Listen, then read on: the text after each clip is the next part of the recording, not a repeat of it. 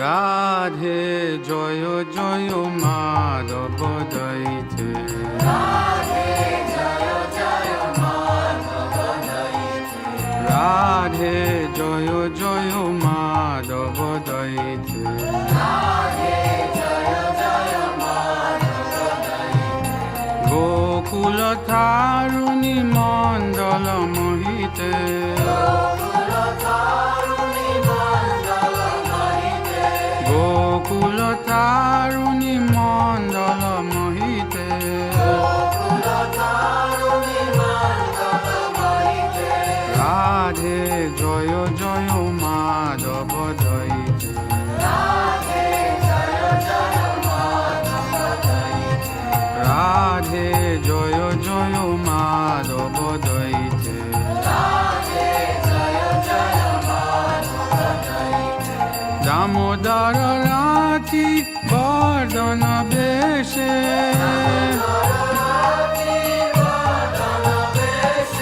দামোদর রাতি বর্ধন বেশে,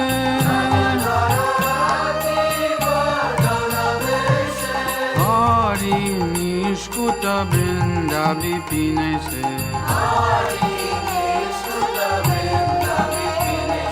হরি নিষ্কুত বৃন্দা বিপিনে সে,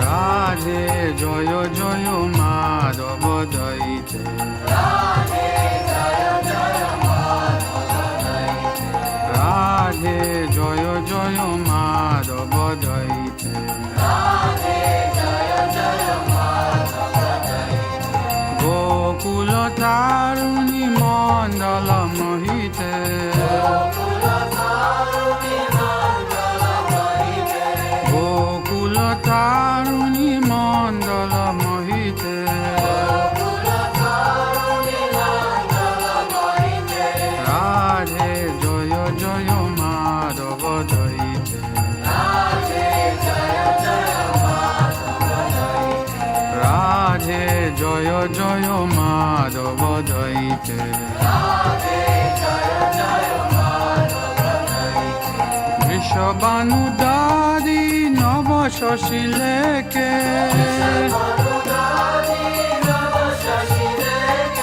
বৃষবানুদারি নব শশী লেকে, ললিত সাতি গুণ রমিত বিশাখে, ললিত সাতি গুণ রমিত বিশাখে, রাধে জয় জয় মাধব দৈতে, রাধে জয় জয় মাধব দৈতে, রাধে জয় জয় মাধব দৈতে, রাধে জয় জয় মাধব দৈতে, গোকুল তারুণী মণ্ডল মোহিতে, গোকুল তারুণী মণ্ডল মোহিতে, গোকুল তারুণী মণ্ডল মোহিতে, গোকুল তারুণী মণ্ডল মোহিতে, রাধে জয় জয় মাধব দৈতে, রাধে জয় জয় মাধব দৈতে, রাধে জয় জয় মাধব দৈতে, রাধে জয় জয় মাধব দৈতে, করুণম কুরু মাই করুণ বরিতে, করুণম কুরু মাই করুণ বরিতে, সনক সনাতন বর্ণিত চরিতে, সনক সনাতন বর্ণিত চরিতে,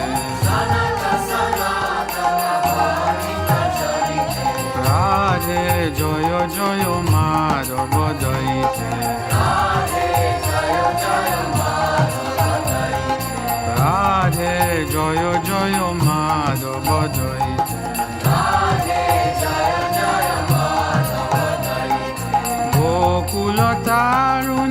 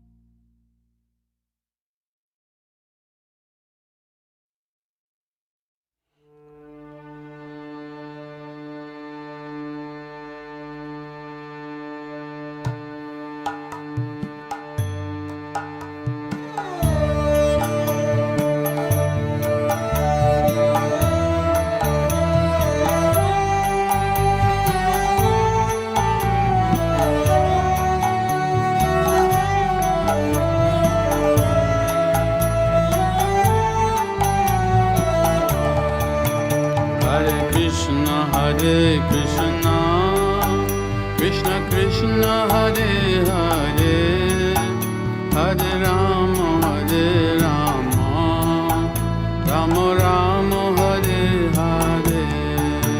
Hare Krishna, Krishna Krishna, Hare Hare, Hare Rama, Hare Rama, Rama Rama, Hare Hare. Hare Krishna, Krishna Krishna, Hare Hare, Hare Rama, Hare Rama, Rama Rama, Hare Hare. Hare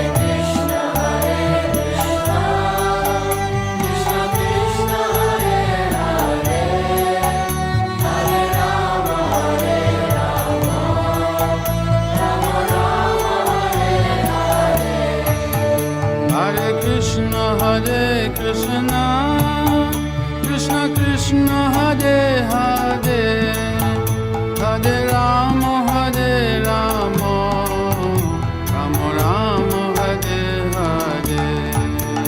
Hare Krishna, Krishna Krishna, Hare Hare, Hare Rama, Hare Rama, Rama Rama, Hare Hare. Hare Krishna, Krishna Krishna, Hare Hare, Hare Rama, Hare Rama, Rama Rama, Hare Hare. Hare Krishna, Krishna Krishna, Hare Hare, Hare Rama, Hare Rama, Rama Rama, Hare Hare. Hare Krishna, Krishna Krishna, Hare Hare, Hare Rama, Hare Rama, Rama Rama, Hare Hare. Hare Krishna, Krishna Krishna, Hare Hare, Hare Rama, Hare Rama, Rama Rama, Hare Hare. Hare Krishna, Krishna Krishna, Hare Hare.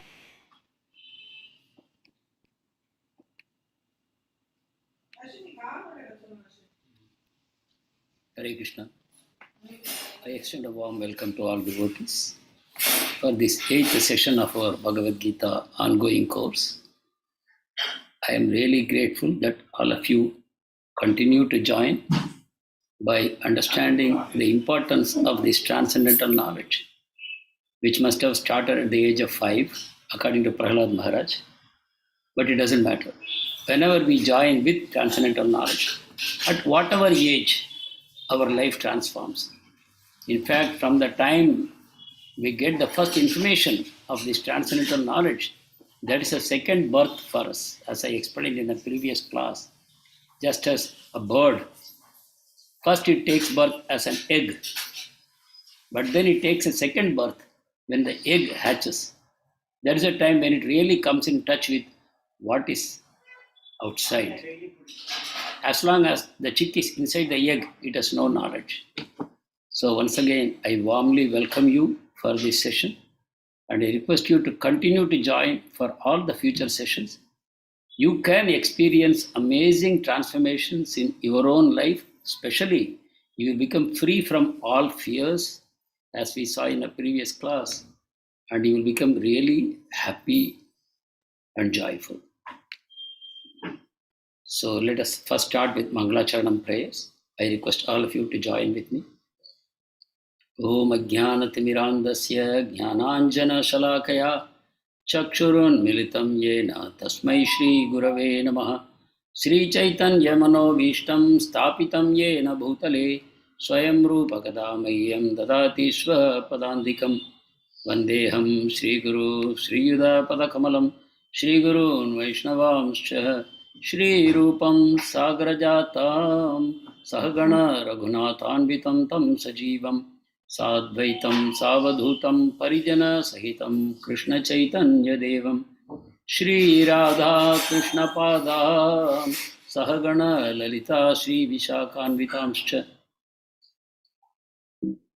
नमो ओं विष्णुपादाय कृष्णपृष्ठाय भूतले श्रीमते भक्तिवेदान्तस्वामिन्निति नामिने नमस्ते सारस्वते देवे गौरवाणी प्रचारिणे निर्विशेष शून्यवादी पाश्चात्यदेशतारिणे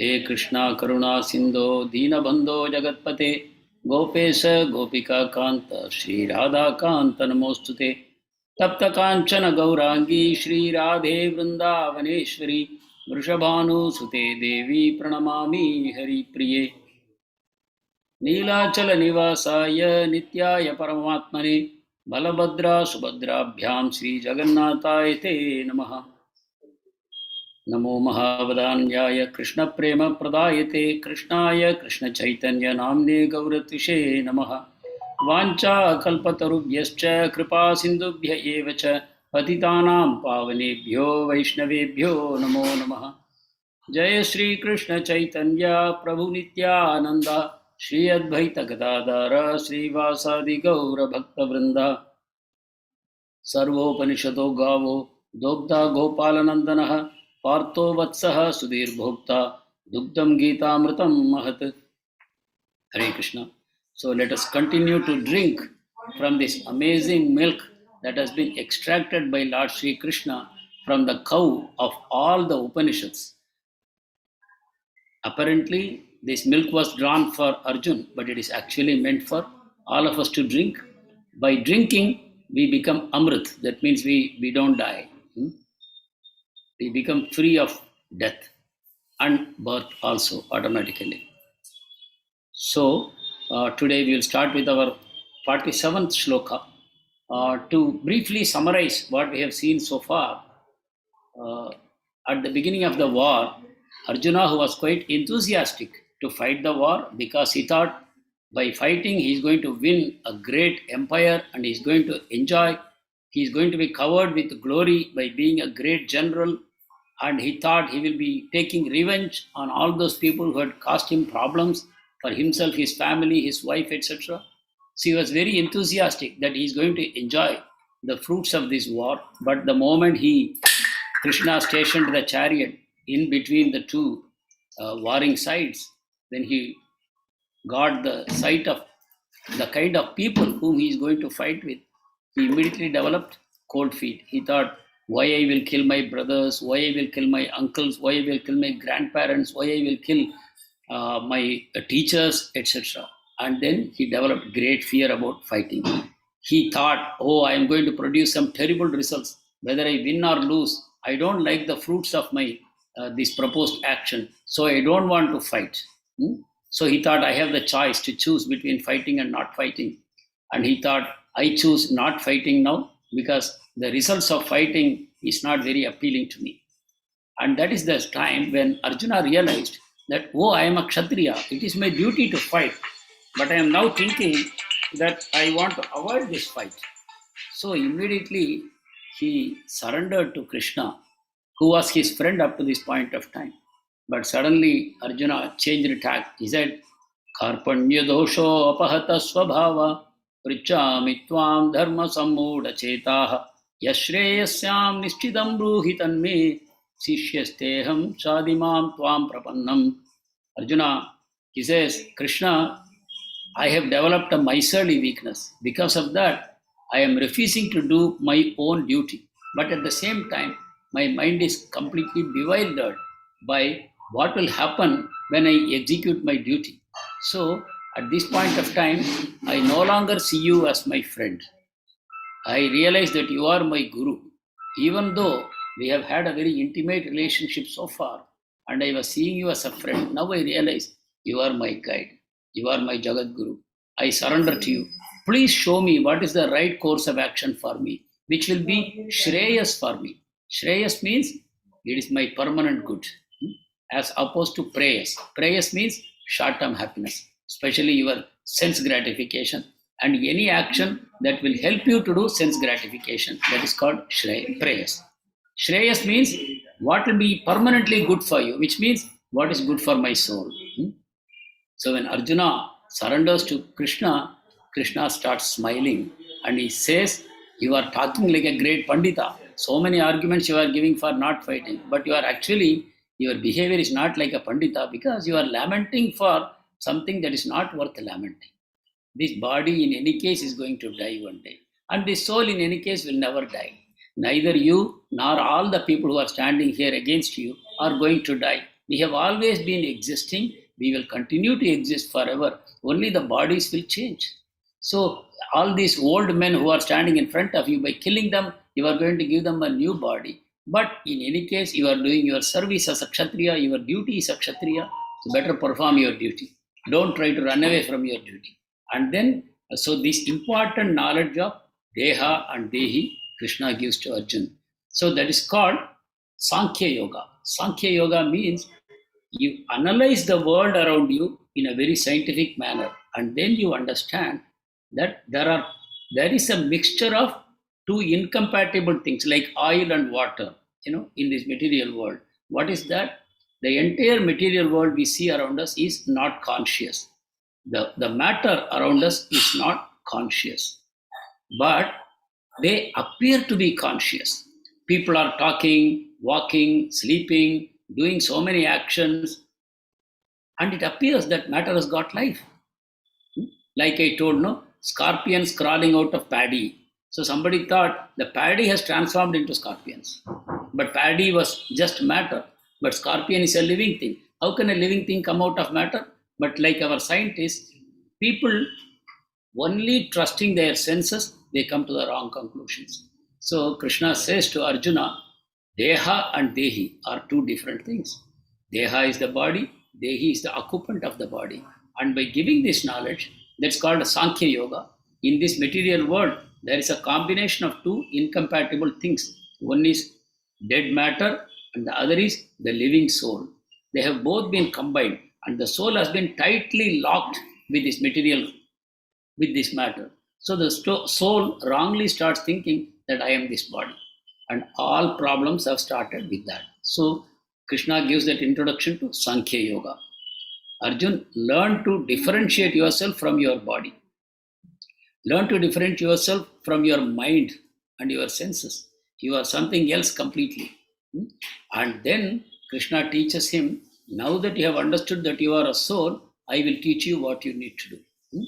So that introduction we have got. And then at one point of time, Krishna told Arjun that let me teach you now. I have taught you Jnana Yoga so far. That is called Sankhya. Sankhya means the knowledge, knowledge of differentiating between soul and matter. But now Krishna will teach about Jnana Yoga. How to attain Jnana Yoga. That is, how is that? Now he will talk about, that is Jnana Yoga, what we have done, Sankhya Yoga. Now he is going to talk about Karma Yoga.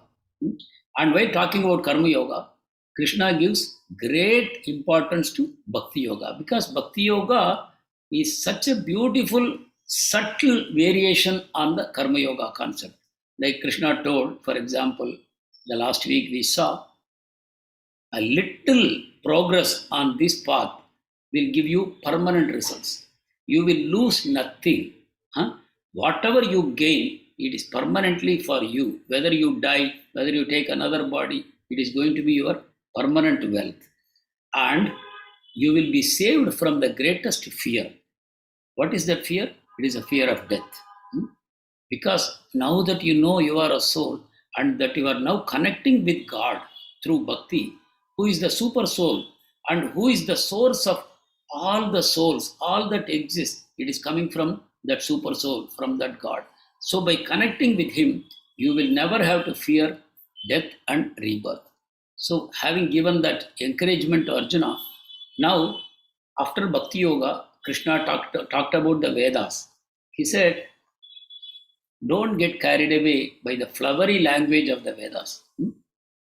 Vedas will say, if you perform this yajna, if you perform this tapasya, if you perform this dana, charity, or if you perform these various kind of pujas as given in the Vedas, you will get all these results. You will get children, you will get a nice wife, you will get a nice home, you will get a lot of wealth, and when you die, you will go to heaven and you will enjoy for a long, long time. Like that, Vedas give you a lot of promises. But Krishna says, don't get carried away, because you know that you are an eternal soul. But even if you go to the heaven, you have a limited life. Depending on how much punya is there in your credit, that much you can enjoy in the heavenly planets. Lot of joy, lot of enjoyment is there. But one day your credits will be finished, and then you will again have to come back to this world. Again, you have to do all those punya, karma, virtuous activities. And by that, you can elevate yourself once again to the heaven. So this cycle will repeat eternally. Not eternally, it will continue for a long, long time. Until you realize that no, this is not good for my soul. And then you will take to bhakti. When you are performing these fruitive activities by following the rules of Vedas, you will continue to do a good karma, and as a result of that, you will go to the heaven. And after enjoying there for a long time, you will come back to this material world. But in the process of doing that, gradually your consciousness will get purified. And at one point of time, you will become fed up with this karma yoga. You will think, oh, this is no use. I go to the heaven, I finish my enjoyment, and I again come back here. Every time there is birth, old age, disease, and death, I am not becoming free from that. I want something permanent. Because of the purification of consciousness. Then you will start aspiring for liberation. Liberation means going beyond this material world. So Krishna is saying, so don't follow the Vedic instructions. They are only meant to elevate you from tamoguna to rajoguna to satvaguna. Your consciousness will become more and more refined. And when you are established in satvaguna, you are generally very happy. But still, you are subject to old age, disease, death, and rebirth. So Krishna says, come beyond the Vedas. And what is the meaning of going beyond the Vedas? That we are going to see now. Number one is Bhakti Yoga. After explaining Bhakti Yoga, Krishna is now going to give a summary of Nishkamya Karma Yoga. Nishkamya Karma Yoga means doing your duty without attachment. So let us start this shloka. Up to 246 we have seen. We are going to start 247. Very, very important and very famous shloka. All of you would have heard at least half of this shloka. Second half you may not have heard. Let us chant. Karmanyevadikaraste ma phaleshu kadachana ma karma phala heturbhur ma te sangostva karmani. So Karmanyevadikaraste ma phaleshu kadachana. This much most of us would have heard. What is the meaning of that? We can see on the screen. Our right is only to perform our respective duty, which means I have given Varna Ashrama. There are 4 Varnas, Brahmana, Kshatriya, Vaishya, and Shudra. And Ashramas are Brahmachari, Grihastha, Vanaprastha, Sannyasi. As I said, the society was divided like this a long time back. Animal society, there are no divisions. But when you come to human society, you need to have divisions because people are in different gunas. Some people are in tamoguna, some people are in rajoguna, some people are in sattoguna. So to accommodate all of them into a society, we called it as a fabric. Society is a fabric, individuals are the threads. So to accommodate all the threads within a fabric, Krishna has created this Varna Ashrama system. So depending on which Varna you belong to, you have a particular duty. Arjuna is a Kshatriya, so he has his own duty to perform. So Krishna is telling Arjuna, Arjun, your only right is to perform your duty as a Kshatriya, which is to fight a righteous battle. Now you are fighting for your right to rule over the people, to guide them on the correct path towards God, to guide them on a spiritual path, to make sure that the people don't fall down because of sense enjoyment, because of inferior desires. They should not increase their sins and fall down into inferior forms of life. So as a Kshatriya, you must make sure that people are actually progressing spiritually. So that is your duty. And Duryodhana is stopping you from doing that. So you have to fight. This war has now become a necessity for you. This war has become a duty for you. So Krishna says, your right is only to perform the duty. So we are now talking about human rights. We talk about animal rights also. We talk a lot about human rights. But Bhagavad Gita is very clear what is a human right. Right is only to perform duty. Now the next will make it even more clear. We have no right to the fruits of action. So you have to do your duty, fine. Okay, I do my duty. So whatever fruits come, I am entitled to that. Krishna says no. No right over the fruits of action. Then who has the right over my fruits of action? Krishna says, that is me. I am the enjoyer, not you. So the Supreme Lord, who is the creator of everyone and everything, he is the enjoyer of all the fruits of action. Our business is to do our duty, and Krishna will decide what fruits to give. That fruit is not actually meant for us to enjoy. Our business is to go on doing our duty, and whatever comes to us, we have to accept it happily, gratefully, as given by God. Whatever comes to us, whether it is victory or defeat, whether it is profit or loss, whether it is fame or infamy, whatever, we have to accept it. So no right over the fruits of action. If you develop a desire to enjoy the fruits of action, then Maya is going to bind you. That is called sakama karma. When you do your duty with a desire to enjoy the fruit, then you become bound by your karma. Because you think you are the enjoyer, but you are actually not the enjoyer. Then Krishna says, not only you are not the enjoyer, but you are also not the cause of what you have done. So this is another important point. See, when we do some action, we think I have independently done something. So the moment we think we are independent, then the problem starts, because the only independent being is Lord Krishna only. Supreme Lord, he is called Swarat. That means he thinks independently, he acts independently. Nobody can control him, nobody can influence him. That is what makes him God. God means independent completely. Swatantra, Swarat. We are not Swarat. But the moment we think, I have decided upon this action and I am the doer, then you become a competitor to Krishna. Krishna is the doer always, and you are only his instrument. But the moment you think, I am the doer, I am the cause of my action, then you take on the role of a doer. The moment you think you are the doer, you also become the enjoyer. That means whether the result of that action is papa or punya, if the result is good or bad, you become the enjoyer of that action. In both the situations, you become bound by karma. So Krishna is now suggesting to Arjun, if you are not doing Bhakti Yoga, then you do this Nishkama Karma Yoga. Nishkama means without any desire for the fruits. That's called Nishkama. But karma, you have to do your duty.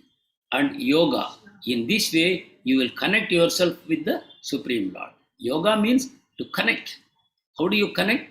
Nishkama, without attachment to the fruits. Karma, you perform your duty. That way you connect with God.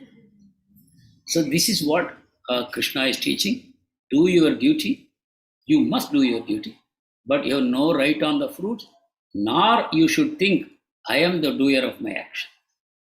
Then Krishna says, okay, Arjuna says, you say I have to only do my duty, but I have no right to the fruits of my action. I am also not the cause of my action. Then why I will do any work?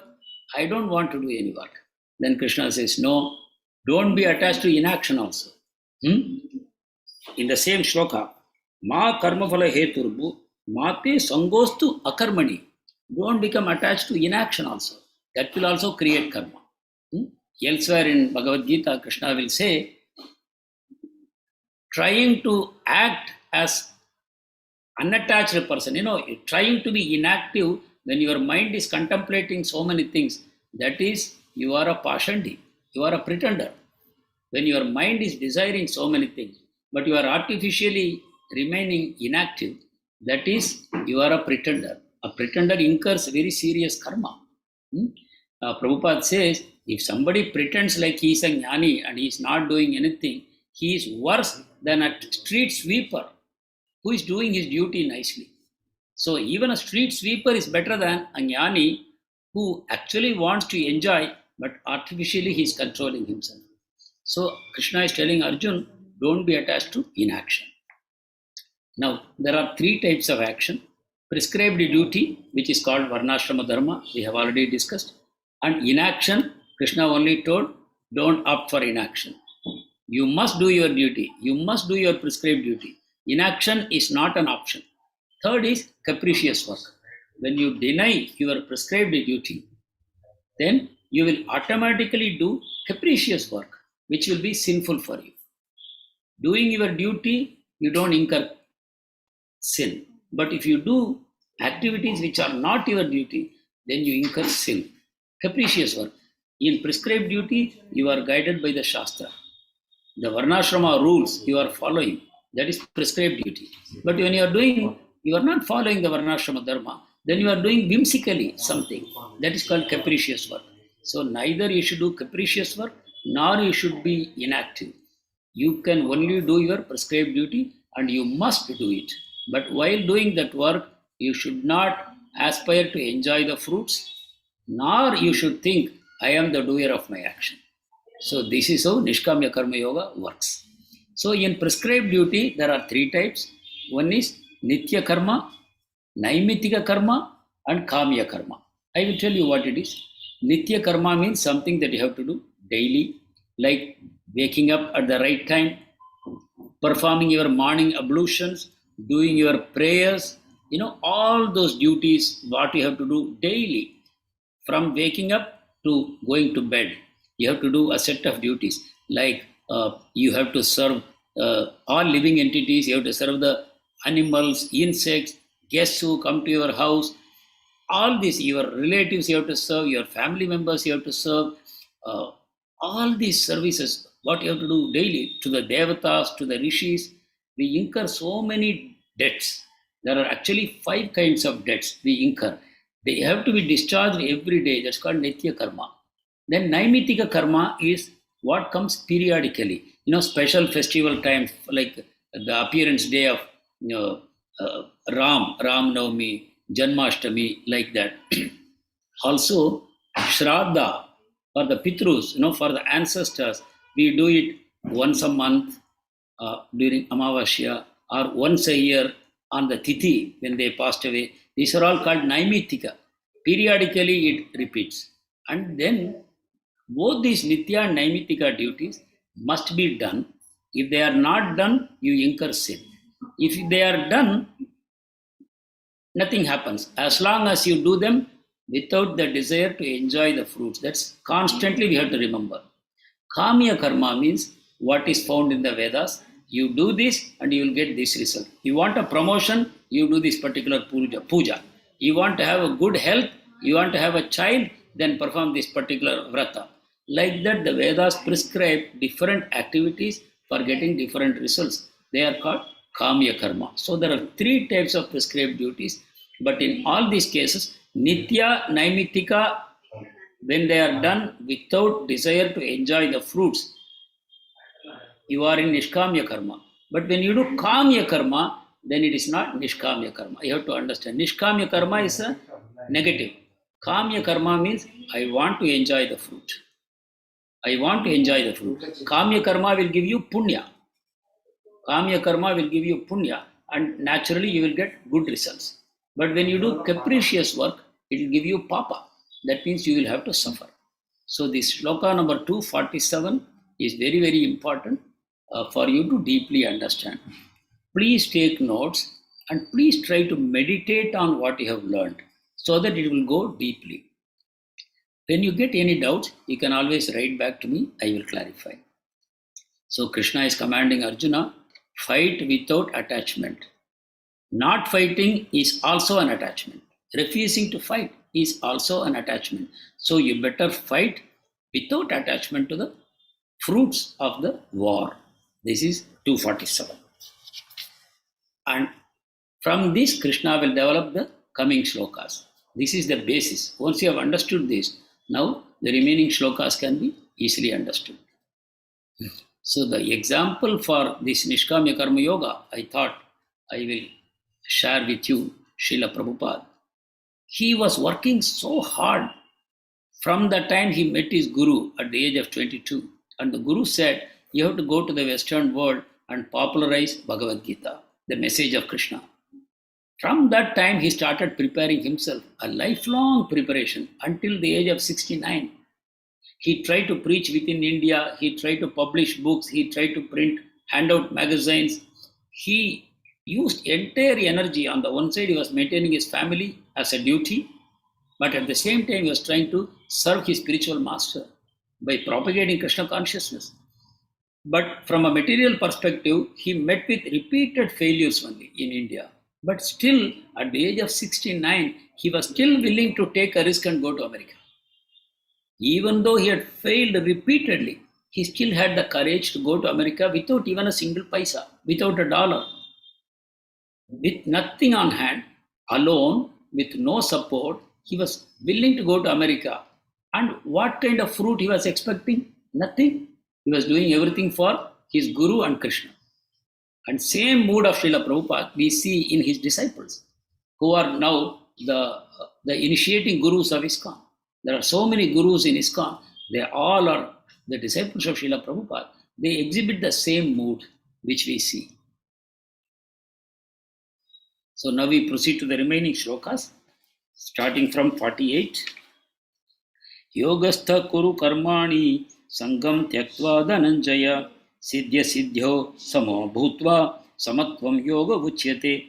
So Krishna says, perform your duty equipoised and be detached from success and failure. Because you are only doing your duty. You are not even the doer. Krishna is saying, even though you are performing your duty, you are only an instrument of God. You are acting as an instrument of God. So God is using you to do something. You are not the doer. God is using you. So whatever results come, who will take credit? God will take the credit, not you. Or if it fails also, it goes to God. It is not for you. Like a surgeon is performing an important surgery. And if the surgery is successful, the knife that he used in the surgery will not be praised. The needle that he used in the surgery will not be praised. The various instruments will not be praised. The praise will go to the surgeon. Or if the operation is botched up and the patient dies, the discredit will also go to the doctor, not to the instrument. So such a mood we have to develop, that we are simply instruments of God. Because God, we know, is a super soul, and we are simply part and parcel of God. We are souls. We are simply part and parcel of God. We are His part, means the part has to serve the whole. The part is controlled by the whole. So that is the mood that we should have. So automatically you become detached from success and failure. Siddhya asiddhyo samo bhutva, treat them equally. If you are successful, you will not dance. You will think, oh, it's God has given the result. Similarly, if there is a failure, you won't feel dejected because, okay, you have done your best. So the advice is, when you do your work or duty, do it as though everything depends on you. You do it with that much attention. That's why Krishna said, don't be attached to inaction, Arjuna, because the fruits are not for you. When I say like that, you will immediately think, oh, then I can relax. Because in any case, you say, I should not enjoy the fruit, then why should I work hard? No. When you do duty, you should act as though everything depends on you, as though the result depends on you. But once you have done your duty, you have to pray to the Lord as though everything depends on the Lord. Once the duty is done, you are detached from the results. Because you know you acted only as an instrument of God. So you have to detach yourself from success and failure. So the same concept will continue. 49. Durena hi avaram karma buddhi yoga dhananjaya buddhau sharanam anvicha kripana palahetavaha. So don't act selfishly. Always work for Krishna. Selfish means you are attached to the results. I want this fruit. I want this result. Instead of that, always work for Krishna. So you see here, Durena hi avaram karma. Avaram means abominable action. Durena hi. Put it aside. Keep it far away. Abominable action. That means action that is not desirable. Keep it far away. What is the undesirable action? Selfish action. action where you want to enjoy the results, that is abominable. So Krishna says, keep it aside by working for me. Buddhi Yoga Dhananjaya. So here the Buddhi Yoga that Krishna talks about is actually Nishkamya Karma Yoga.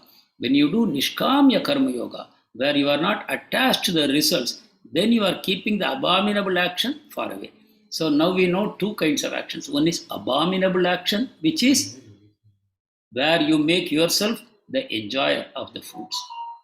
Selfishly you act. The other action you do for Krishna. That is the desirable action, that is Nishkamya Karma Yoga. So, and in that consciousness, surrender to the Lord. So how do you surrender to the Lord? By acting as an instrument. Not by becoming idle, not by becoming inactive, but by becoming an instrument in the hands of God, to be used by Him any way He wants. He can use you, He can throw you away, He may not touch you for a long time, or He may give you a lot of work. In any case, you become simply an instrument. So desiring the fruits of action is miserly. We have already said, no? Kripana. Kripana phalahetavaha. One who wants to enjoy the fruits is a miser. Why he is a miser? Because he is thinking himself as the body, but we are not the bodies. So because of this bodily attachment, you want to enjoy the fruits. But you know, this body is constantly changing. It is going to become old, it is going to become sick, it is going to die. But you are a soul, and you are eternal, and you are part and parcel of the Lord, and you are His servant eternally.